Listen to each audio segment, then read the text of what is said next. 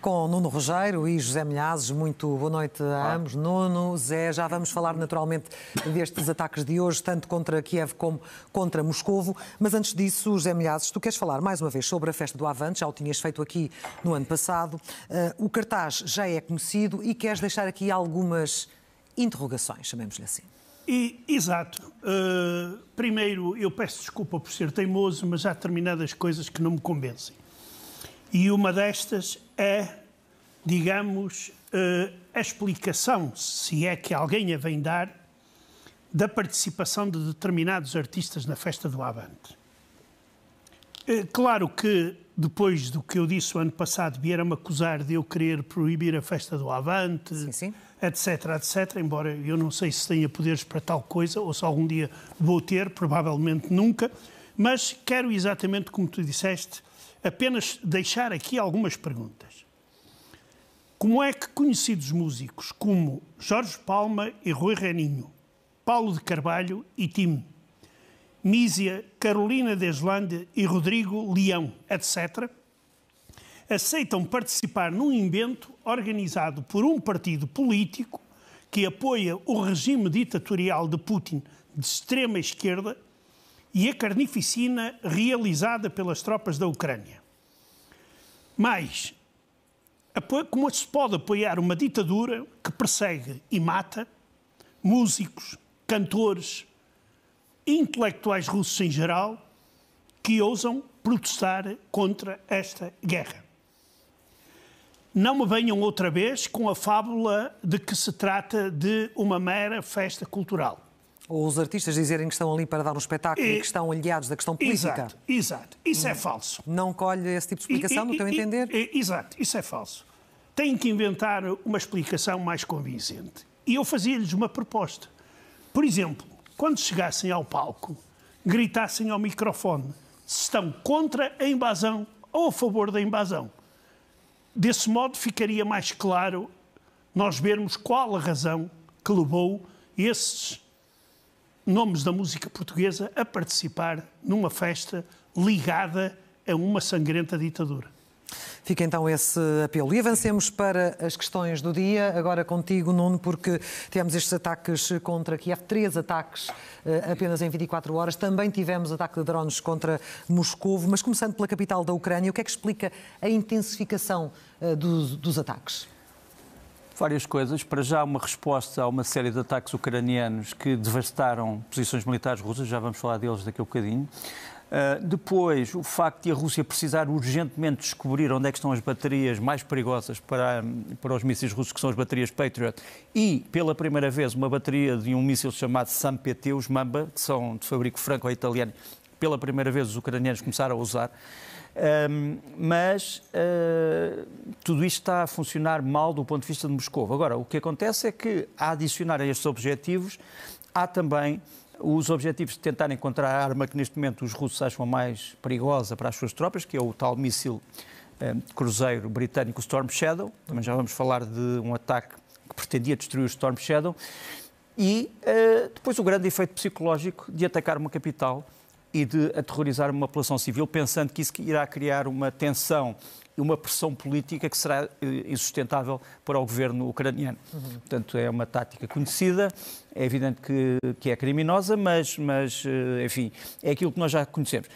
Se nós formos para aquilo que se passou verdadeiramente, não há nada melhor do que mostrar este quadro, que é o quadro dos ataques que se deram desde o dia 28, portanto, hoje é terça-feira, portanto, Sim. Desde domingo, houve estes 4 ataques. Hoje é dia 30. Começo no dia 30, são os que estão ali à nossa esquerda, no princípio do ecrã. Depois, à direita, o de 29, os dois de 29, primeiro à direita em cima e depois à direita, à esquerda, em baixo. E depois o dia 28. Repara, os russos utilizaram praticamente tudo. Os famosos drones Shahed, de fabrico iraniano, ou com tecnologia iraniana, que os russos transformaram. Usaram pela primeira vez uma bateria de 11 mísseis Iskander. Os Iskander são, no fundo, uma espécie do correspondente do famoso míssil hipersónico, que afinal não é hipersónico, o Kinjal, e o Iskander é o míssil de onde o Kinjal derivou, portanto é também um míssil terra-terra, o Kinjal é ar-terra, mas este é terra-terra, e os 11, segundo os ucranianos, foram destruídos, aparentemente com as tais baterias Patriot e com a bateria italiana. Depois vê a quantidade de... Estes veículos que eu estou aqui a mostrar são só os que foram destruídos, não são os que foram lançados. Mas a Ucrânia diz que acabou por destruir cerca de 90% daqueles que foram lançados. Não sei se podemos só aumentar, só para eu conseguir ler aquilo próprio que eu escrevi ali, para ver o que é que está no primeiro quadro. Portanto, o total, estamos a falar, entre 28 e 30 de maio, estamos a falar de 111 drones e de 48 mísseis. Sim. Em apenas 3 dias. Portanto, 2 ataques no dia 29, um no dia 28 e um hoje de manhã. Estes ataques de manhã, ou estes ataques de dia, eram menos usuais do que os ataques noturnos. Mas mostram que a Rússia quer ver como é que reagem as baterias de fogo antiaéreo, quer à noite, quer de dia, e poder identificá-las de várias maneiras. Portanto, está a testar, sem dúvida. Assim como os ucranianos testam muitas vezes, os russos estão aqui a testar. Agora, isto tem consequências terríveis, por exemplo, para as crianças que vão à escola. Temos aqui um vídeo de crianças que estavam numa sala de aula e tiveram que evacuar a sala de aula. Nós mostramos estas imagens ontem, de facto. Eu acho que mostraram as imagens em ponto ao longe. Estas são as imagens em primeiro plano. As crianças estão totalmente em pânico, a correr. A professora vai à frente, depois há alunos mais velhos que estão a controlar os mais novos, mas, seja como for, é uma imagem terrível. Há 2 alvos militares neste ataque, sem dúvida. A base aérea de Ozerno, vamos mostrar aqui, que fica em Zitomir, que é uma base do oeste, uma base aérea do oeste da Ucrânia. Não sei se podemos ver. Aqui está. As estrelas são os sítios onde, no fundo, os mísseis acabaram por cair. Esta base não ficou operacional por uma razão muito simples, é que não costumava ser usada. Ou seja, os russos também atacam às vezes bases aéreas que já não são usadas há bastante tempo. O exemplo mais clássico é o que vou mostrar a seguir, outra base também atacada, a base de Staro-Konstantiniv, que fica em Khmelnytsky, onde os russos achavam que estava a unidade que envia os tais mísseis Storm Shadow, com os aviões Su-24. Realmente aqui é onde está a brigada chamada Petr Franco, onde estão os Su-24, mas os Su-24 já não estavam nesta base há muito tempo.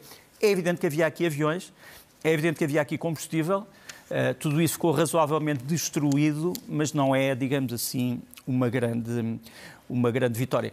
Por fim, um exemplo da normalidade no meio das ruínas. O que mais normal do que um jogo de futebol e um campeonato nacional. E aqui tens o Shakhtar, que ganhou ao Dnipro primeiro, o Dnipro 1, e tornou-se campeão da Ucrânia. Eu acho que não há nada mais normal do que isso. É evidente que os ucranianos não vão poder celebrar no Marquês de Pombal, mas isso é outro problema. Mas esta festa é mais abrangente do que isso. José Milhazes, falávamos precisamente aqui da questão dos ataques contra Kiev, mas houve também ataques contra Moscou. O Nuno também vai falar deles daqui a pouco. O Kremlin acusa o governo ucraniano de estar por detrás destes ataques e o que te pergunto, Kiev nega, o que te pergunto é se este tipo de ataques também se pode intensificar.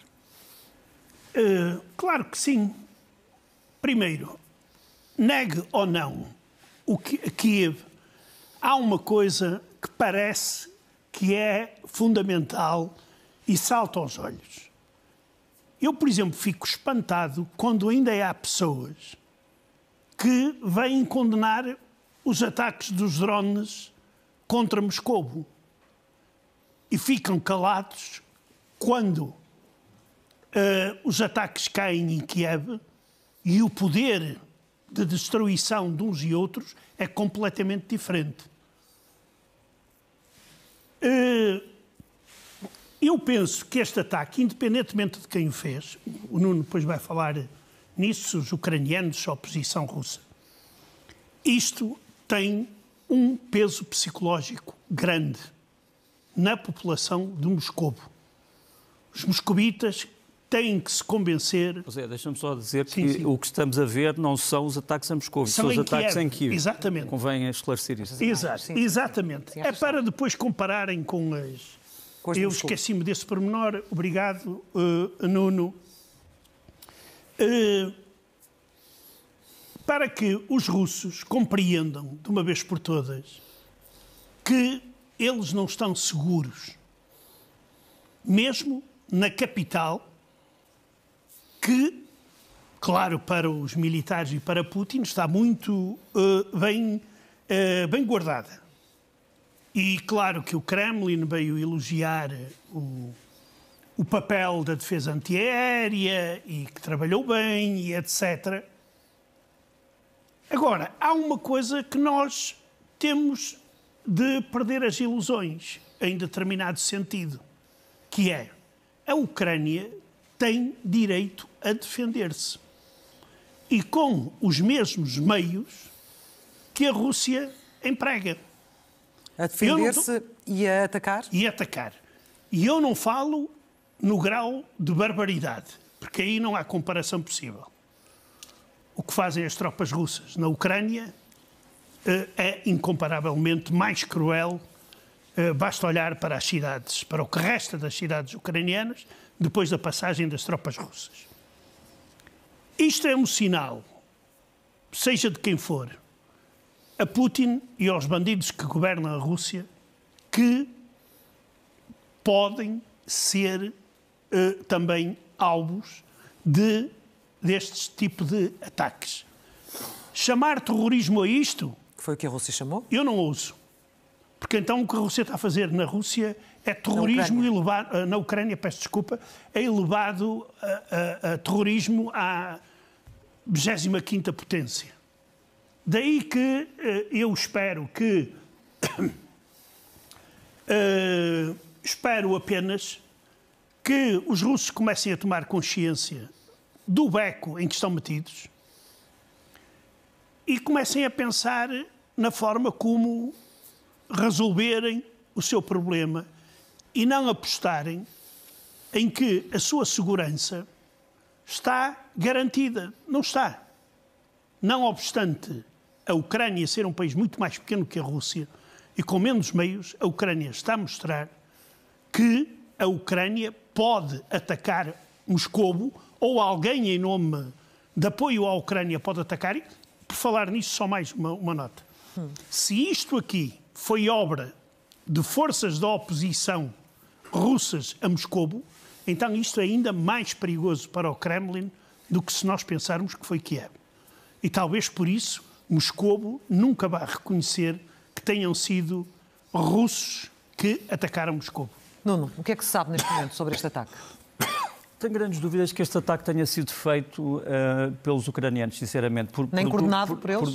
Indiretamente? Isso é outra coisa. Repara, nada do que se passa na fronteira entre a Ucrânia e a Rússia se passa sem conhecimento da Ucrânia, penso eu. Ou seja, os grupos que têm entrado dentro do território russo, obviamente que gozam de alguma complicidade dos ucranianos, mas a questão é saber se são ucranianos que estão dentro do território russo ou se são russos que estão dentro do território russo. A análise que está a ser feita é de que são essencialmente grupos russos, mas eu ia tentar explicar porquê é que esta análise é feita.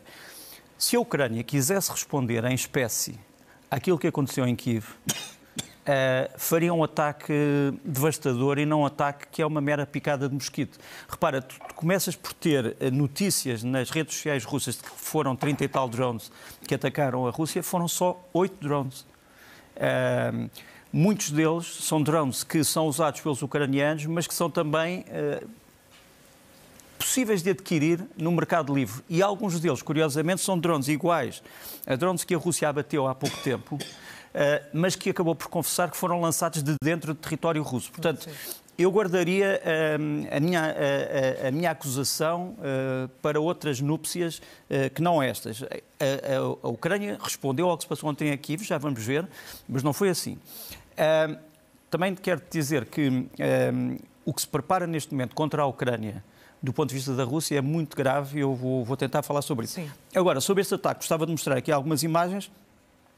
Realmente, um dos drones que nos aparece é este, parece ser um J-22, que realmente tem sido usado pelos ucranianos, mas que também já foi encontrado em território russo, perfeitamente incólume. Portanto, nós não sabemos exatamente se isto é ucraniano, se é russo, se é dos separatistas russos, se é dos insurretos russos, não sabemos.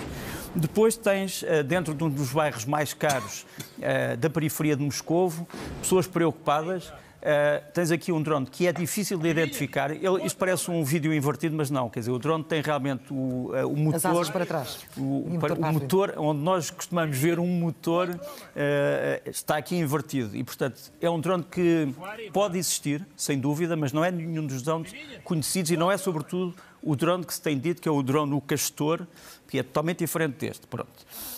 Depois, é evidente que a antiaérea Rússia funcionou. Tens aqui o sistema antiaéreo de canhões e mísseis, o Pantsir, mas tudo isto parece muito pouco, sinceramente. Não há aqui grande dano para a vida em Moscovo. Por outro lado, tens aqui... Mas não concordas com o José Milhazes quando ele diz o efeito psicológico que isto pode ter também na população? Sim, mas repara, mas o efeito psicológico na população russa tem estado a acontecer desde o princípio da guerra, porque todos os dias praticamente há incidentes de sabotagens, de destruição dentro do território russo. E nem todas essas sabotagens e destruições são atribuíveis às forças especiais ucranianas. Tu podes dizer assim, mas quem é que treinou os sabotadores russos? Quem é que treinou os irredentistas russos? Quem é que treinou aqueles grupos que entraram? Muito provavelmente foram treinados pelos ucranianos, mas não estou a negar isso. Agora a questão é, são cidadãos ucranianos ou são cidadãos russos? É uma coisa importante para dizer. De qualquer maneira, deixa-me dizer que nesta altura estão no Mar Negro navios com 24 mísseis calibre que podem ser disparados contra Kiev a qualquer momento. Os russos acabam de receber mais um carregamento de drones iranianos. O avião chegou hoje de manhã e são 150 drones que estão neste momento preparados. Vladimir Putin aprovou uma norma que ninguém tem falado, que é a possibilidade de haver eleições na Rússia com lei marcial. Sim. Que é uma coisa interessante. Quer dizer, com garantias suspensas. Sim. E ao contrário de tudo o que o direito constitucional internacional costuma preconizar. A Polónia acaba de boicotar a entrada e a passagem de caminhões entre a Polónia e a Rússia e a Bielorrússia, o que para muitos dentro da Rússia vai ser um desastre. E por fim, a Rússia está a lançar uma espécie de uma campanha dizendo que a China está ao seu lado na questão do cessar-fogo, e a China já veio desmentir dizendo que não disse nada daquilo que foi afirmado. Portanto, estamos neste momento numa guerra em que nem tudo o que parece é. Agora, há um amigo meu, só para acabar, que me disse uma coisa ontem, que é o seguinte: os ucranianos gostam ou não gostam de ver drones projetados sobre a Rússia que podem desestabilizar os russos? Gostam. Mas é a mesma coisa que o antigo primeiro-ministro israelita Ken Begin, quando começou a guerra entre o Irão e o Iraque, perguntaram o que é que acha do ponto de vista israelita, e ele disse: espero que os dois tenham sucesso. Exatamente, e falavas dessa necessidade também dos aliados e de que também aquilo que parece ou que dizem ser não é. Falando de aliados, a Rússia e também a Bielorrússia tentam angariá-los, mas no caso do Cazaquistão, José Milhazes, levaram uma nega. Uma nega e de uma forma até humorística. A Rússia e a Bielorrússia há muito que querem ver o Cazaquistão a fazer parte da chamada União de Estados, que neste momento é constituída por 2 Estados, e o ditador bielorrusso, como forma de atrair o Cazaquistão, disse que se o Cazaquistão entrar nesta União, o Cazaquistão vai passar a ter possibilidade de ter bombas atómicas, que assim ficam bombas atómicas para 3. E o presidente cazaque, aqui está, o Sr. Tokayev, respondeu pura e simplesmente que o seu país não precisa nem de armas nucleares, nem de união de Estados, e sublinha uma coisa muito interessante. Acho que isso não é necessário, pois existem outras uniões. Ou seja, isto é uma resposta mais do que clara aos desejos de Moscovo e da Bielorrússia de trazerem o Cazaquistão para o seu lado. Para o seu lado, que não vão conseguir, pelo menos, acreditar nestas palavras que tudo indica que sim. Nuno, fala-nos então do que está a acontecer neste momento na linha da frente. É verdade, e pegando numa coisa que perguntaste há bocadinho, e que eu acho que também tenho que responder, saber se estas ações são legítimas do ponto de vista do direito internacional, aquilo que eventualmente a Ucrânia faz nos contra-ataques à Rússia. E eu diria, é uma velha frase do direito internacional, quando há uma agressão, toda a resposta é a defesa. Quer dizer, quando há uma agressão inicial, toda a resposta a essa agressão é uma forma de defesa. Mesmo que passe pelo ataque.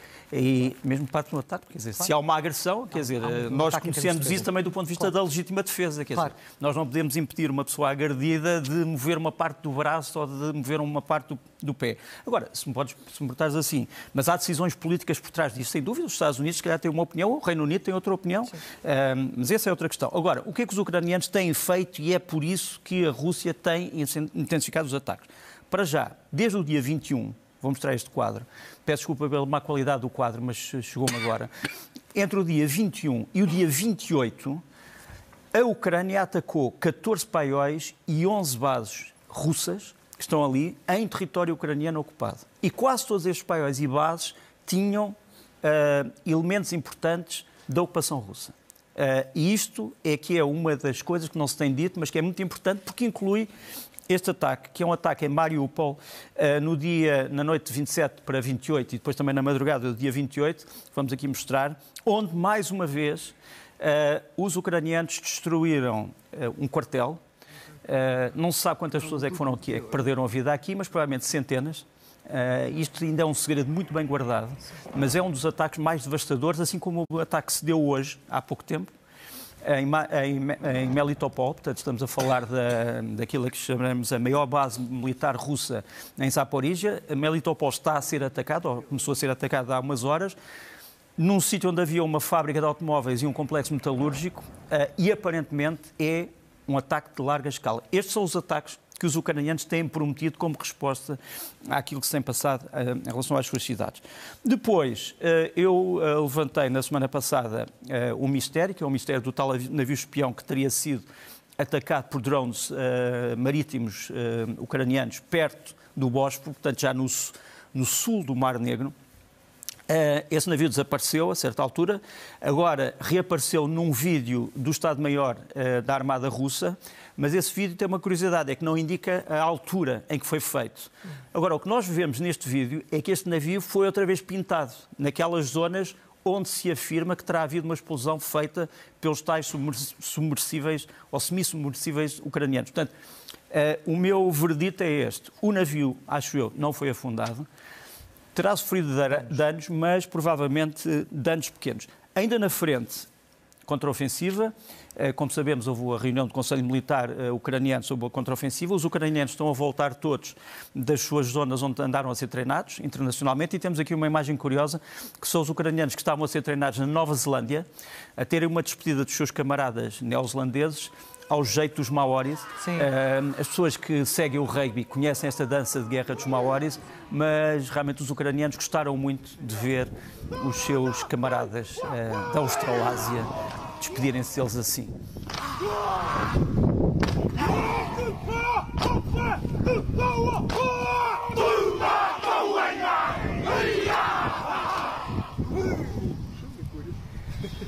Deixa-me só dizer-te, para acabar este meu trecho, que nesta reunião onde o Sr. Zelensky terá já decidido as datas das principais operações ofensivas, participou este homem, que vamos mostrar aqui, é o general, fala-se pouco dele, o Alexander Tarnavsky.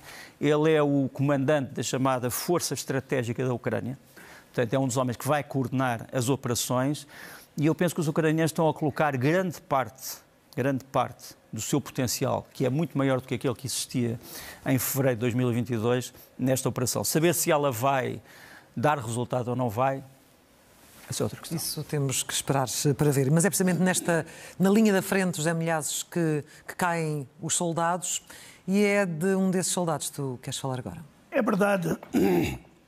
Este combatente ucraniano que aparece aqui no vídeo foi um dos soldados que nos enviou, na altura do Natal, uma bandeira com os autógrafos dele e dos seus camaradas. Sim. E ele, neste vídeo, num português que difícil compreensão, mas que eu vou, digamos, repetir, ele apresenta-se em nome dos combatentes da 9ª Brigada Rabina Fria e lança um apelo aos portugueses que existe uma grande necessidade de antenas Starlink para as comunicações e pedia aos portugueses que não bebessem uma vez café e doassem €1 para a compra de Starlink.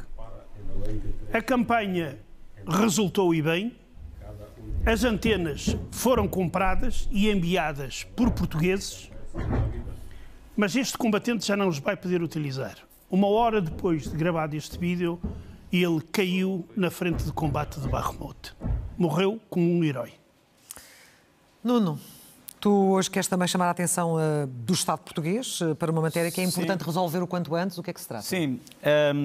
Como sabes, devido a uma decisão da União Europeia, os países todos da União Europeia deram vistos ou autorizações de residência temporária aos ucranianos como medida de proteção. Essas, no caso português, praticamente todos justificados. Todos expiraram no dia em março de 2023. Pronto. O que é que o Conselho de Ministros decidiu? Decidiu que os títulos de proteção temporária, como está ali, vão ser válidos por mais 6 meses. Só que o problema é que a identificação respectiva que pode permitir aos portadores desta renovação viajar não existe. E eles não podem viajar com a portaria, com o documento do Conselho de Ministros, dizendo, olha, é aqui, está em português, mas com certeza que percebe. E porquê é que isto é importante? É que não te esqueças que há muitas famílias separadas, ucranianas, uns vieram para Portugal, outros foram para a Espanha, outros foram para a Polónia, sobretudo para a Roménia e para os países bálticos. E estamos a falar de filhos, pais, primos, avós, que têm que muitas vezes se movimentar e precisam ter um documento que os faça movimentar pela União Europeia. E portanto, espero que em Portugal possamos rapidamente atender a esta necessidade de fornecimento de documentos que sejam válidos em toda a União Europeia para eles poderem circular. Claro. José Milhazes, mais um caso que vem da Rússia, numa altura em que a guerra está no ponto em que conhecemos, mas para já o que sabemos é que a Rússia já decidiu o que é que vai, como é que tudo isto vai acabar. Ao ponto, tenho dito várias vezes, reafirmado, mas ao ponto de já ter inscrito o final desta história em manuais escolares. Exatamente.